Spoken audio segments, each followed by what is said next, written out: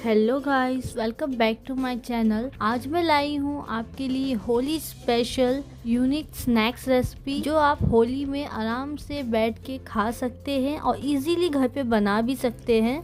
मूंग दाल crispy mini कचौड़ी जो बहुत ही खाने में टेस्टी लगती है और बनाने में तो बहुत ही इजी है और तो और ये डाइजेस्टिव भी है क्योंकि मूंग दाल वैसे ही बहुत हेल्दी होता है और अगर इसका स्नैक्स बना खाए तब तो इससे बेहतर कुछ हो ही नहीं सकता। तो चलिए बिना टाइम वेस्ट किए फटाफट इसकी रेसिपी देखते हैं।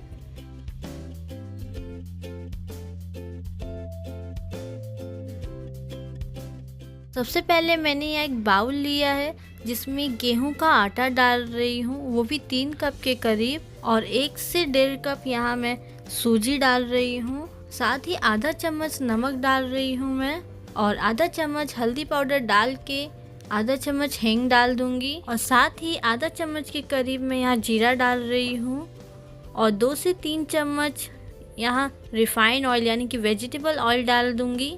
लास्ट में थोड़ा सा कटा हुआ यहाँ मैं धनिया डाल रही हूँ। अगर आपको अच्छा लगता है तो आप डाल सकते हैं, वरना स्किप कर सकते हैं। अब यहाँ पे मैंने नॉर्मल पानी लिया है 1 से 2 कप के करीब, वो मैं यहाँ थोड़ा थोड़ा करके एक डो तैयार करूँगी। पर वो डो कैसे तैयार करना है मैं आपको अभी बताऊँगी। थोड़ा थोड़ा पानी डाल के आटे को क्रम्बल जैसा टेक्सचर देना है, और यहाँ पे मैं थोड़ा सा ऑयल और इस्तेमाल कर रही हूँ, यानी कि 1 से 2 चम्मच और इस्तेमाल कर रही हूँ, मुझे थोड़ा कम लग रहा था। और इसका टेक्सचर ऐसा होना चाहिए जैसे कि मुट्ठी में आप आटे को ऐसा ले रहे हैं और उसको ऐसे अगर फोड़े तो वो आराम से फूट जाना चाहिए, कुछ इस तरीके से जैसे मैंने किया अभी। क्योंकि ये जो ट्रिक है इससे कचौड़ी हमारी बहुत ही क्रिस्पी बनती है, तो ये ट्रिक आप ज़रूर यूज़ करें।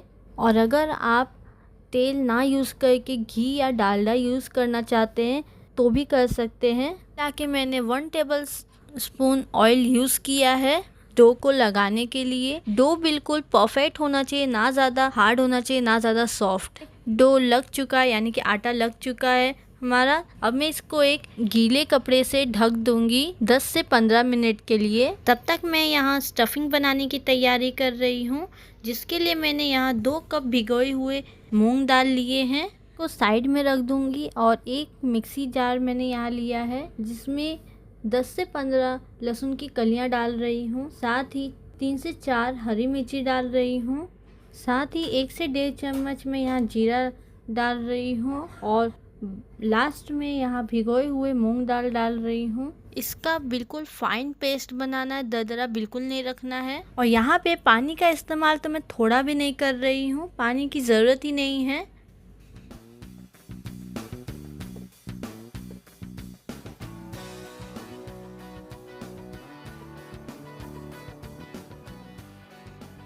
तो ये देखिए बिल्कुल फाइन पेस्ट बनके तैयार हो चुका है, दरदरा नहीं है और ज़्यादा गीला भी नहीं है, क्योंकि मैंने यहाँ पानी का इस्तेमाल बिल्कुल भी नहीं किया है।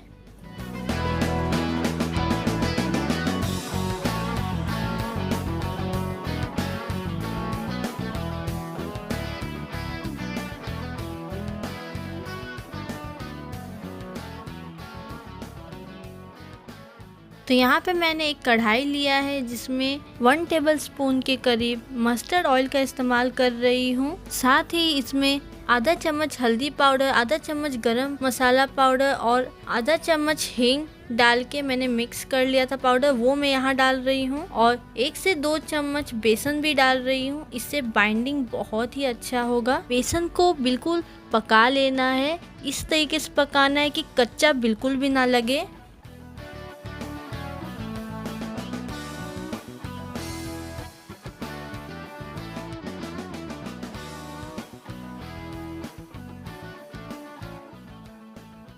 तो यहाँ पे बेसन अच्छी तरीके से पक चुका है मसालों के साथ। अब मैं यहाँ मूंग दाल का पेस्ट डाल रही हूँ और इनको भी बेसन और मसालों के साथ अच्छी तरीके से भून लूँगी।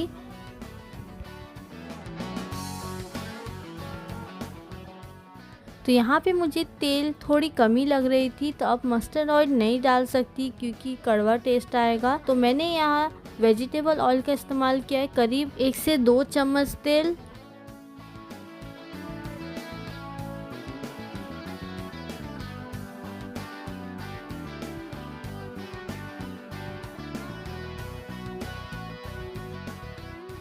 स्टेज पे जो बचा कुचा मूंग दाल का पेस्ट था वो भी मैं यहाँ डाल रही हूँ। साथ ही 1 से 1.5 चम्मच मैं यहाँ नमक डाल रही हूँ। आप अपने टेस्ट अकॉर्डिंग जितना आप कम या ज़्यादा नमक इस्तेमाल करते उतना डालिए। अब मैं इन सबको एक साथ मिक्स कर लूँगी और 1 मिनट के करीब और भूनूंगी सारे मसालों को और मूंग दाल के पेस्ट को।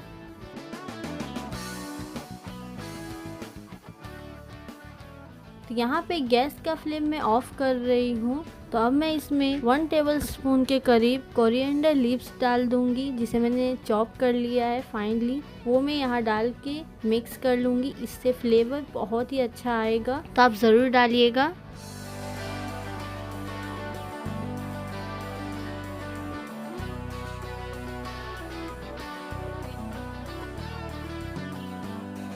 तो अब यहाँ पे मैंने एक आटा का पोर्शन लिया है छोटा सा, जिसको इस तरीके से मैं फ्लैट करके मूंग दाल की स्टफिंग इसमें डाल दूंगी और ज़्यादा नहीं, सिर्फ हल्का सा फ्लैट हो। और इसको अच्छा सा शेप देते हुए बेलन से मैं हल्का सा बेलूंगी, इतना ही बेलूंगी कि थोड़ा सा तेल लगा के अगर आप बेलेंगे तो अच्छा सा शेप आएगा। और जो ऊपर का मतलब आटे का हम शेप दे रहे हैं वो टूटेगा भी नहीं, क्योंकि उसमें सूजी डाले हैं हम, तो हो सकता है टूटे अगर आप शेप दे रहे हैं तो। वैसे ऑयल लगा के अगर आप शेप देंगे तो वो टूटेगा नहीं, बिल्कुल नहीं।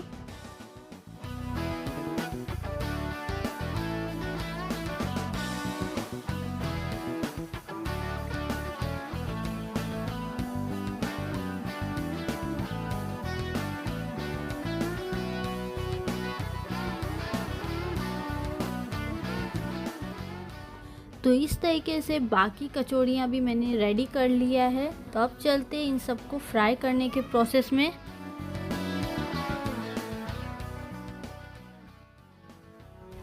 तो यहाँ पे तेल जब लो मीडियम गरम हो तभी कचौड़ियों को डालना है, क्योंकि हाई मीडियम जब तेल गरम रहेगा तो ऊपर से तो वो पक जाएंगे पर अंदर कच्चे रह जाएंगे, जैसा कि मैं हमेशा कहती हूँ।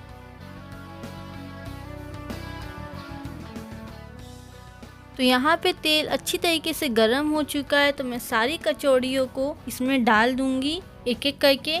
और इन्हें तब तक नहीं हिलाऊंगी जब तक ये हल्का तेल में तैरने लग जाए।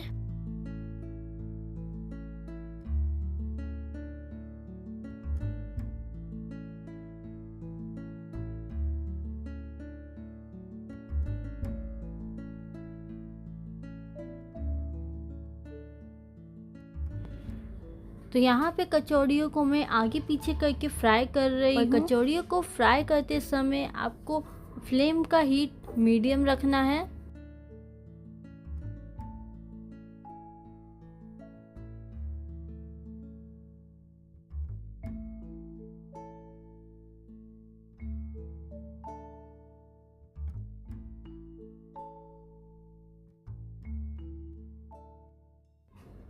तो ये देखिए कचौड़ी का एक बैच तो फ्राई हो चुका है, अब दूसरा फ्राई करने वाली हूँ।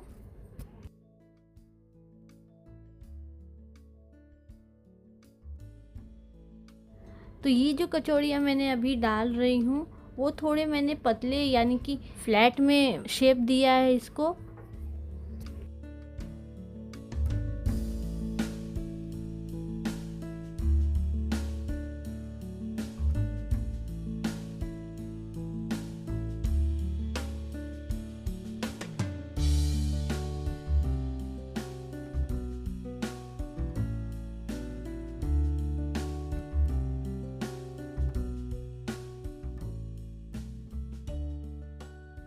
तो यहाँ पे बहुत ही अच्छा कलर आया कचौड़ी का, मतलब बहुत ही सुनहरा कलर आ गया, यानी कि गोल्डन ब्राउन आ गया है। तो यहाँ पे इस स्टेज पे मैं कचौड़ी को निकाल रही हूँ बाहर। ये वाले बैच से भी ज़्यादा सुंदर ये कचौड़ी हुई है मेरी। तो चलिए चलते हैं सर्व करने के प्रोसेस में।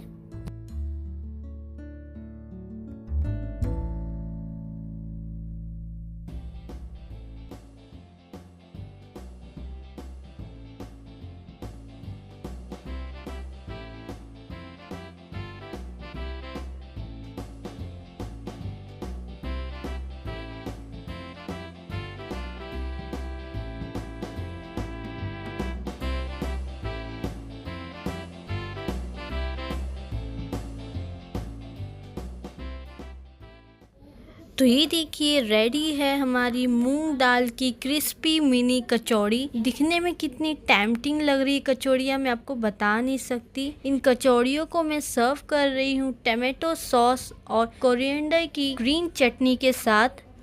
आटे और सूजी से बनी ये कचौड़ियाँ आप बिलीव नहीं कर सकती कि ये इतनी टेस्टी है। इसमें मैंने मैदे का इस्तेमाल बिल्कुल भी नहीं किया है। जैसा कि आप जानते हैं ये मूंग दाल की क्रिस्पी मिनी कचौड़ी है। इसमें भरपूर टेस्ट है और हेल्दी भी है ये। इसको आप किसी भी चटनी के साथ खाएंगे तो आपको बहुत ही मज़ा आएगा। तो इस होली में एक बार ये रेसिपी आप घर पे बना के देखिए, आप बहुत ही अच्छा लगेगा। एंड ट्रस्ट मी, जिसको भी आप ये खिलाएंगे वो आपके इन कचौड़ियों के दीवाने हो जाएंगे। के लिए इतना ही। आई होप आपको ये रेसिपी अच्छी लगी होगी। तो अगर आपको ये रेसिपी अच्छी लगी, रेसिपी को लाइक कीजिए, शेयर कीजिए और कमेंट करके मुझे बताइए कि आपको ये रेसिपी कैसी लगी। और चैनल को सब्सक्राइब करना बिल्कुल भी मत भूलिएगा। मैं और ऐसी रेसिपीज लाती रहूंगी। आप सबको होली की बहुत शुभकामनाएं। मिलते हैं अगले वीडियो में अगले रेसिपी के साथ। Bye bye.